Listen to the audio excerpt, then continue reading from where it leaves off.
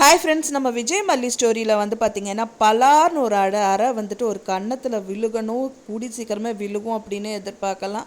So அது வந்து பார்த்திங்க அப்படின்னா வந்து மயில் கன்னத்தில் விழுந்தது வந்து ராஜி கன்னத்தில் விழுகிறதுக்கு நாள் நெருங்கிருச்சு அப்படின்னே சொல்லலாம். கண்டிப்பாக இந்த விஷயத்த வந்து கண்டிப்பாக நம்ம மல்லிக்கு தெரிய வரும். ஏன்னா வந்து எல்லா விஷயமும் இந்த ராஜி தான் பண்ணாங்க. கூடவே அந்த கருப்பு ஆடு இருக்க நம்ம நல்லாவே இருக்க முடியாது மல்லி அப்படின்னு சொல்லிட்டு விஜய் முதல்ல இருந்தே சொல்லிட்டு இருக்காரு. ஸோ இப்போ ரீசண்டாக வந்து அந்த கத்தி விஷயத்துலேருந்து எல்லாமே வந்துட்டு சொல்லிட்டு இருக்காங்க. அதுக்கப்புறமா வந்து ராஜி அனுப்பலாம் தான் மல்லிகிட்ட பேசிகிட்டு இருக்காரு விஜய். இருந்தாலும் உங்கள் அக்காவாக போயிட்டாங்களே, அதனால ஒன்றுமே பண்ண முடியாது அப்படிங்கிற மாதிரி எல்லாம் நிறைய விஷயங்கள் வந்து சொல்லிட்டு இருக்காங்க மல்லி. ஸோ அதுக்காகவே விஜய் வந்துட்டு சரி ஓகே அப்படின்னு சொல்லிட்டு ராஜி வந்து ஹோல்ட் பண்ணிட்டு இருந்தாங்க. ஆனால் இந்த விஷயத்துலேயும் அவங்களுக்கு டவுட் வரல பாருங்கள். அதுதான் ஆச்சரியமாக இருக்குது ராஜி கிட்ட அப்படின்னே சொல்லலாம். ஏன்னா வந்து சோஷியல் மீடியாவில் அந்த விஷயத்தை வந்து அப்லோட் பண்ணியிருக்காங்க. மெயினாக ராஜி தான் பண்ணாங்கங்கிற விஷயத்த எப்படியோ மல்லி வெண்பா மூலியமாக கண்டுபிடிச்சிட்டாங்க. இருந்தாலும் வந்து பார்த்திங்கன்னா அந்த ஃபோனை எடுத்துகிட்டு வரதா பார்க்குறாங்களே தவிர திரும்பவும் இந்த சோஷியல் மீடியாவில் அப்லோட் ஆயிருக்கு அப்படிங்கிற விஷயம் இந்த தீபன் மூலியமாக நான் அவங்களுக்கு தெரிய வந்திருக்கு. இருந்தும் வந்துட்டு ராஜி மேலே ஏன் உங்களுக்கு டவுட்டு வரல அப்படிங்கிற மாதிரி நிறைய விஷயங்கள் இருக்கு.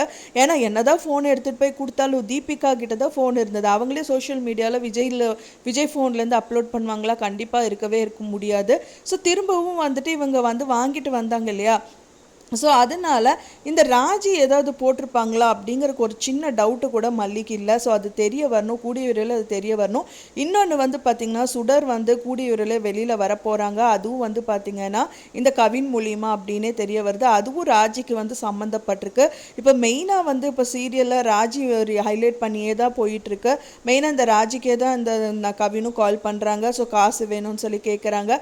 ஸோ பர்சனலாக வந்துட்டு காசு எடுத்துகிட்டு போவாங்க. ஸோ அந்த டயத்தில் வந்து சுடரை பார்த்துட்டாங்க அப்படின்னாலே போதும். ஸோ அந்த டயத்தில் விஜய் மல்லி இவங்களை ஃபாலோ பண்ணணும். அப்படி பண்ணால் மட்டும்தான் இந்த சுடரை வந்து கண்டிப்பாக இவங்க கையில் பிடிக்க முடியும். இன்னும் ஒரு 10 நாள் தான் டைம் இருக்குது.